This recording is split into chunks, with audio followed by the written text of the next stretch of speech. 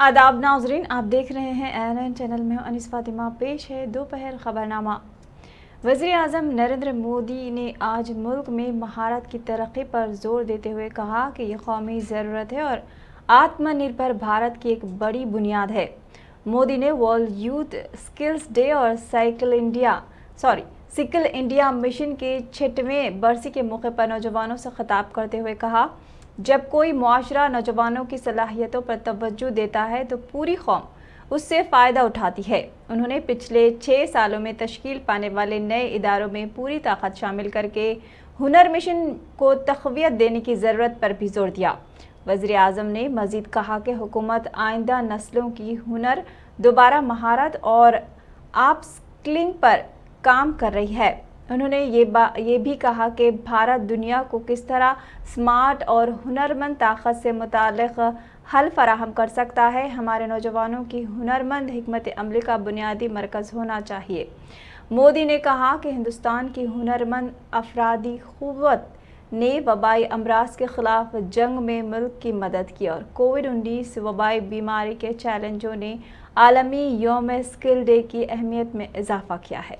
वज़ीर आज़म ने इस बात पर भी जोर दिया कि सीखने को सिर्फ कमाने तक ही महदूद नहीं रखना चाहिए और लोगों को वक्तन फ़ौक़्तन दोबारा महारत और आप महारत हासिल करना होगा। मोदी ने कहा, डॉक्टर BR अम्बेडकर ने कमज़ोर तबक़ात के नौजवानों को हुनर देने की ज़रूरत पर जोर दिया था और आज हिंदुस्तान के ज़रिए मुल्क अपने विजन को पूरा करने के लिए पूरी कोशिश कर रहा है। 10 करोड़ की लागत से पूर्ण परियोजनाओं में अंतर्राष्ट्रीय कन्वेंशन सेंटर लग रही बड़ी-बड़ी LED स्क्रीन्स और घाटों पर लग रहे टेक्नोलॉजी से लैस इंफॉर्मेशन बोर्ड, ये काशी आने वालों की बहुत मदद करेंगे।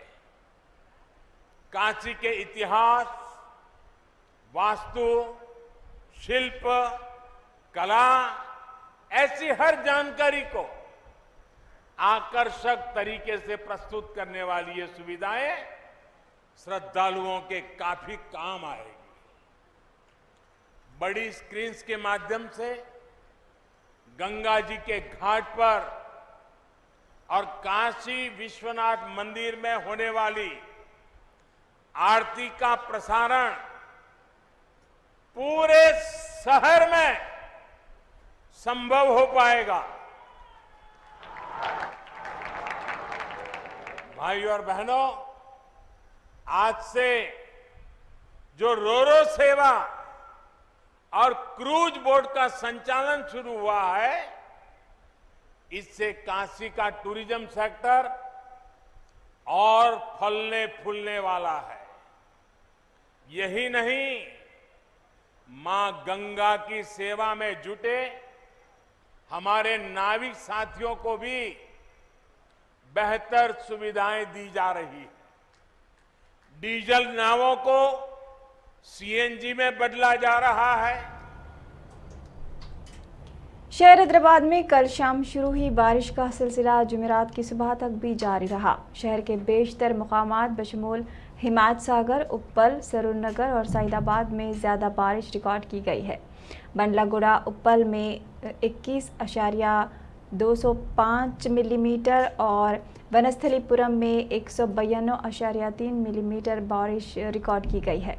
कापरा, श्रीलिंगमपल्ली, खैरताबाद, गोलकुंडा और मारेडपल्ली में औसत बारिश हुई है। हैदराबाद में ताहाल जुलाई में 243.4 मिलीमीटर बारिश रिकॉर्ड की गई है, जो 43.9% ज़ायद है। Telangana state development planning society के माहिरीन ने पेश गोई की है कि हैदराबाद में आइंदा 2 दिनों के दौरान हल्की औसत बारिश का इम्कान है। शहर में तवक्को है कि दर्जे हरारत 28 से 30 सेंटीमीटर के दरमियान दर्ज किया जाएगा। आज़म तरीन दर्जे हरारत 20 से 22 डिग्री सेल्सियस के दरमियान दर्ज किए जाने का इम्कान है। हिंदुस्तानी महकमे मौसमियात के मुताबिक शहर हैदराबाद में मज़ीद बारिश होगी। कल रात हुई शदीद बारिश के नतीजे में शहर हैदराबाद के कई नवाही मुकामात पर पानी जमा हो गया। बैरमलगुड़ा में मकानात में पानी दाखिल हो गया, जिससे नशेबी इलाकों के इन मकानात में रहने वालों को मुश्किलात का सामना करना पड़ा। शहर के जिलेलगुड़ा में भी कई कॉलोनियों में पानी दाखिल हो गया। बारिश की वजह से ज़रूरी अशिया और दीगर सामान को नुकसान पहुंचा।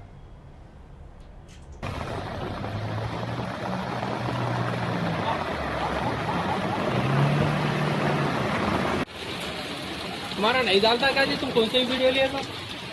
तो अपने वीडियो था।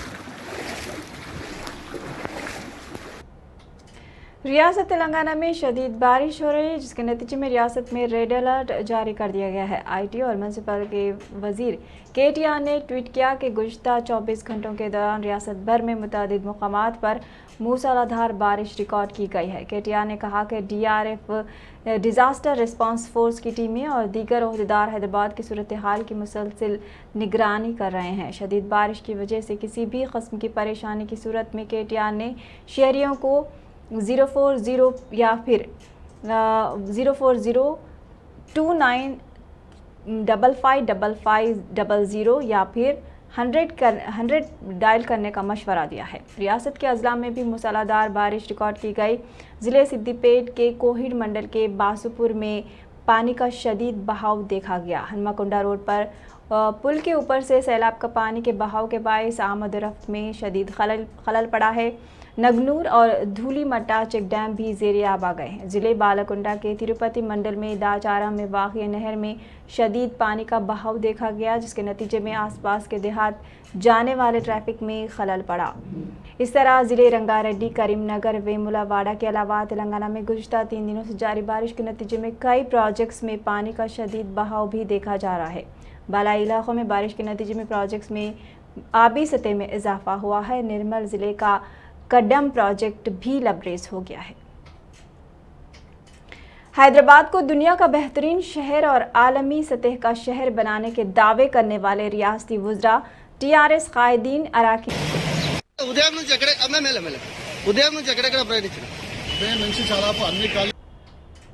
सीपीआई के कौमी सेक्रेटरी डॉक्टर के नारायण ने कहा कि आंध्र प्रदेश और तेलंगाना रियासत के दोनों चीफ मिनिस्टर्स सरकारी अराजियात को फ़रोख्त करने के मंसूबे पर अमल करना अफसोसनाक है। आबादी में इजाफा हो सकता है, लेकिन अराजियात में इजाफा नहीं हो सकता। अराजियात आने वाली नस्लों के लिए होती है।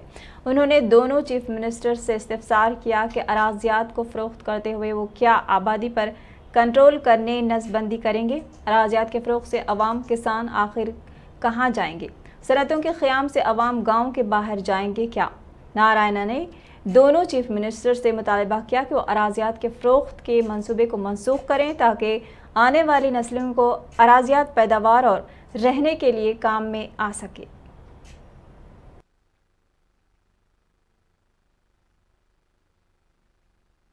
ఇతర రోడ్లు ఇస్తే దంచుకొని తిన్నట్టుగా ఈ ప్రభుత్వం ముఖ్యమంత్రి ఇద్దరు కూడా, ఆంధ్రప్రదేశ్ ముఖ్యమంత్రి కానీ తెలంగాణ ముఖ్యమంత్రి కానీ ప్రభుత్వ భూములు అమ్మేసుకుంటున్నారు. భూములు పెరగవు, జనాభా పెరుగుతుంది. రేపు భవిష్యత్తు తరాలకు జనాభా పెరిగితే వాళ్ళకి అవసరాలకు ఉపయోగపడే భూములు లేకుండా ఏం చేస్తారు? మీరు శాశ్వత ముఖ్యమంత్రిగా ఉంటారా?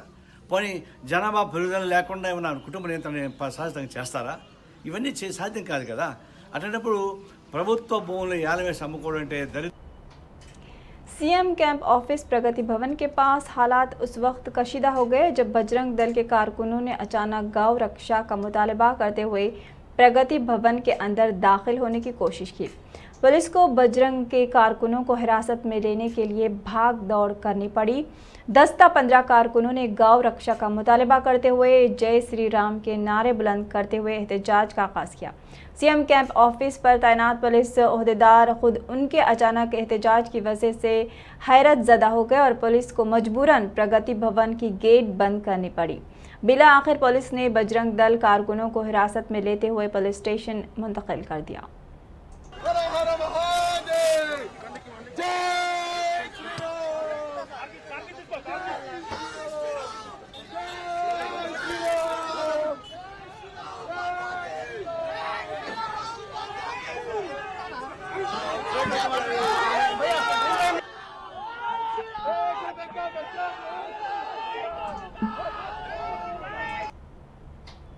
दोपहर खबरनामे में फिलहाल इतना ही। ANN पर खबरों का सिलसिला जारी है। देखते रहिए ANN चैनल। अल्लाह हाफिज।